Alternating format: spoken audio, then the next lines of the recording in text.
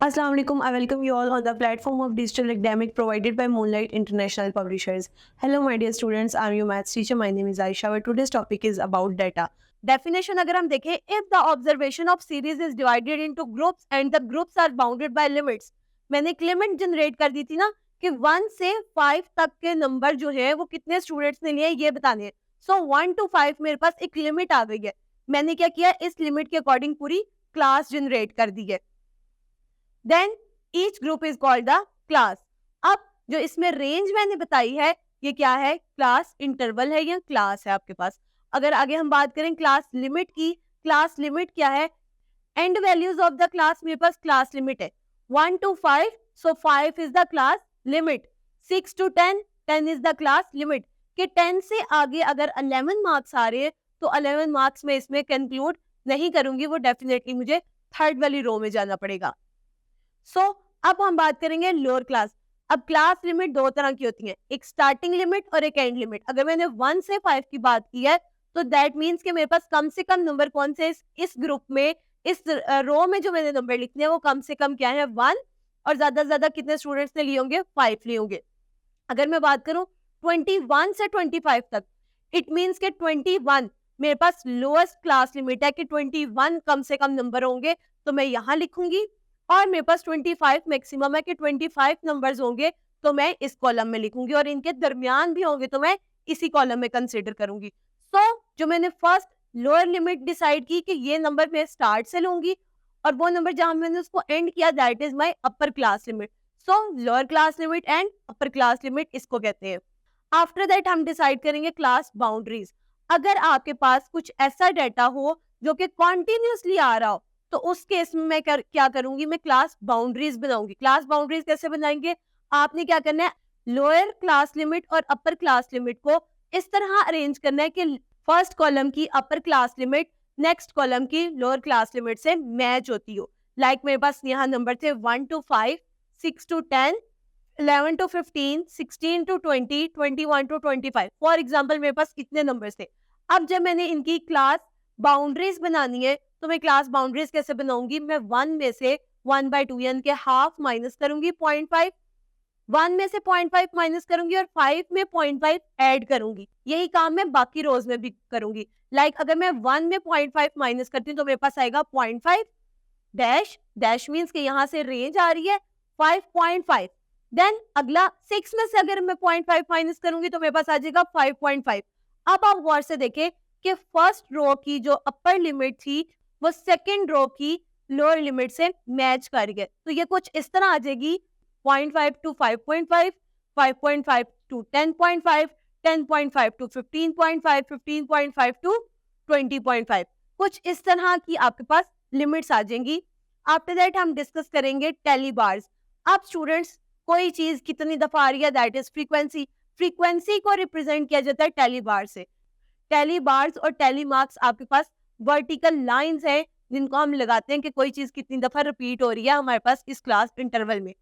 4 के बाद जब 5th टेली मार्क आता है तो हम उसको डायगोनल फॉर्म में लगाते हैं और एक 5 थिंग्स का पेयर बना लेते हैं. अगेन अगर मेरे पास कोई चीज 11 टाइम्स रिपीट हो रही है तो मैं 5 के 2 पेयर्स टेली मार्क्स के और 1 सेपरेट पेयर बना लूंगी.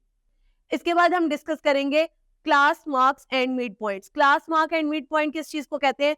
फॉर एग्जाम्पल मेरे पास 1 to 5 क्लास इंटरवल आया था, मैंने क्या किया, इनके सेंटर वाला पॉइंट फाइंड आउट करना. सेंटर वाला पॉइंट किस तरह फाइंड आउट करेंगे, आप फर्स्ट और लास्ट वाली वैल्यू को ऐड करके 2 पे डिवाइड करेंगे मिड पॉइंट निकालने के लिए, तो आपके पास वो पॉइंट आ जाएगा. 1 से 5 का मिड पॉइंट क्या होगा 2.5. अगेन 6 to 10 का मिड पॉइंट क्या होगा, 6 to 10 का मिड पॉइंट क्या होगा 7.5.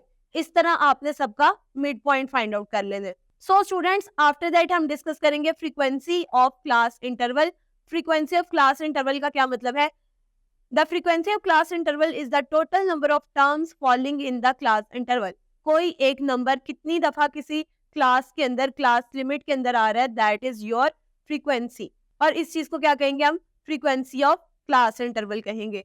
After that number of class intervals देखें, कोई चीज कितनी दफा, कोई नंबर कितनी दफा रिपीट हो रहा है that is number of your class limit. और इसके लिए जो फॉर्मूला यूज होता है largest value minus lowest value divided by interval size, कि आपने कितना इंटरवल साइज दिया है क्लास लिमिट को क्लास इंटरवल को कितना साइज दिया। फॉर एग्जाम्पल 1 to 5 अगर मैंने फाइंड आउट करनी है तो 5 - 1, मेरे पास लिमिट कितनी थी, 5 थी, तो मैं इस तरह इसका आंसर निकाल लूंगी। यहाँ पर एक एग्जाम्पल है जिसके थ्रू आपको ज्यादा अच्छी बाकी चीजें समझ आएंगी। सबसे पहले उन्होंने क्या है कि 40 स्टूडेंट्स ने 100 मार्क्स के टेस्ट में से कुछ नंबर्स गेन किए। अब वो 40 टाइम्स डाटा आपके पास आ गया, 40 नंबर्स आ गया आपके पास जो कि डाटा है आपके पास। आपने क्या करना है, सबसे पहले construct a frequency table with class intervals of 10, यानी कि उन्होंने आपको सबसे पहले इंटरवल बता दिए कि आपने कहां से कहां तक क्लास इंटरवल देने, 10 का क्लास इंटरवल देके चलने। सो मैं सबसे पहले क्या करूंगी, मैं इसमें लोएस्ट वैल्यू देखूंगी कि क्या है। लोएस्ट वैल्यू मेरे पास है 40 और लार्जेस्ट वैल्यू मेरे पास क्या है 89। तो मैं क्या करूंगी, 10 का इंटरवल्स देने के लिए यानी कि 40 से 49 तक का एक इंटरवल दूंगी, देन 50 से 59, देन 60 से 69, देन 70 से 79, 80 से 89, 90 से 99। अब क्योंकि मेरे पास लास्ट 98 था तो मैंने 99 तक इसको रखा। अब मैंने क्या फाइंड आउट करना है, सबसे पहले इसकी क्लास इंटरवल्स फाइंड आउट करूंगी। क्लास इंटरवल किस तरह फाइंड आउट करेंगे, largest value minus lowest value divided by intervals. मेरे पास लार्जेस्ट वैल्यू क्या थी 98, लोएस्ट वैल्यू 40 थी, तो 98 माइनस 40 डिवाइडेड बाय 10, मेरे पास आंसर आ जाएगा 5.8 जो कि अप्रोक्सीमेटली इक्वल होगा 6 के। सो मैं अब क्लास बाउंड्रीज सेट करूंगी। क्लास बाउंड्रीज अभी हमने सीखी थी, लोएस्ट वैल्यू में 0.5 सब्ट्रैक्ट करते हैं और लार्जेस्ट वैल्यू में 0.5 ऐड करते हैं। सो इसकी क्लास बाउंड्रीज कुछ इस तरह आ जाएंगी, स्क्रीन पर आपको नजर आ रही है। 39.5 क्योंकि 40 में से हमने 0.5 सब्ट्रैक्ट करने और 49 में 0.5 ऐड करने। 39.5 to 49.5, 49.5 to 59.5, 59.5 to 69.5, then so on चलता जाएगा 99.5 तक। अब हमने मिड पॉइंट्स निकालने हैं। मिड पॉइंट्स कैसे निकालने हैं, last value first value divided by 2। सो मेरे पास मिड पॉइंट्स आ जाएंगे 44.5, 54.5, 64.5, 74.5, 84.5 और 94.5। उस क्लास इंटरवल का मिड पॉइंट आ जाएगा कि दो वैल्यूज को प्लस करके, क्लास दो जो अपर लिमिट और लोअर लिमिट है उसको प्लस करके 2 पे डिवाइड कर दूंगी तो मेरे पास मिड पॉइंट आ जाएगा। अब मैंने बनाने हैं टैली मार्क्स। टैली मार्क्स देखने हैं कि मेरे पास 40 से 49 की रेंज में कितने बच्चों ने नंबर लिए। 2 बच्चों के नंबर आए तो मैं 2 टैली मार्क्स लगा दूंगी। 50 से 59 की रेंज में कितने नंबर आए हैं, एक बच्चे का नंबर आया, मैं 1 लगा दूंगी।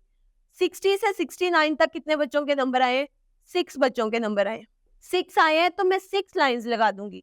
देन 70 से 79 के दरमियान 15 स्टूडेंट्स ने नंबर लिए तो मैं 15 यानी कि 3 टैली मार्क्स के ग्रुप्स बना दूंगी। इसी तरह 80 से 89 के दरमियान 4 स्टूडेंट्स ने और 90 से 99 के दरमियान 7 स्टूडेंट्स ने नंबर लिए, तो ये 7 लाइंस लग जाएंगी।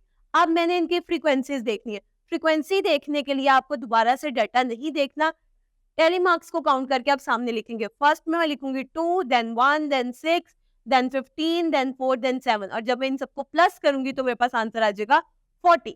इस तरह मैं टैली मार्क्स के थ्रू फ्रीक्वेंसी भी काउंट कर सकती हूँ और फ्रीक्वेंसी अगर गिवन हो तो मैं टैली मार्क्स लगा सकती हूँ क्लास इंटरवल्स में। नाउ स्टूडेंट्स, आप लोगों ने अपनी एक्सरसाइज 15.1 में देखने सबसे पहले आपको डेफिनेशंस पूछेगी और ये तमाम डेफिनेशंस अभी हम डिस्कस करके आए हैं और आपने इनको बुक की बैक साइड से मार्क भी करने और याद करने। अगर हम क्वेश्चन नंबर 2 की बात करें तो आपने फ्रीक्वेंसी डिस्ट्रीब्यूशन टेबल बनाना है, ये भी हमने सीखा है। क्वेश्चन नंबर 3, 4, 5 भी इसी तरह आपने डाटा को अरेंज करना है, उनकी क्लास लिमिट्स बनानी है, अगर क्लास बाउंड्रीज पूछी होंगी वो बनानी है, अपर क्लास लिमिट है और लोअर क्लास लिमिट है उसको लिखने, फ्रीक्वेंसी से टैली मार्क्स और फ्रीक्वेंसी डिस्ट्रीब्यूशन टेबल भी बनाना है। मैं उम्मीद करती हूँ आपको आज का लेसन समझ में आया होगा। Stay tuned till next video. अल्लाह हाफिज।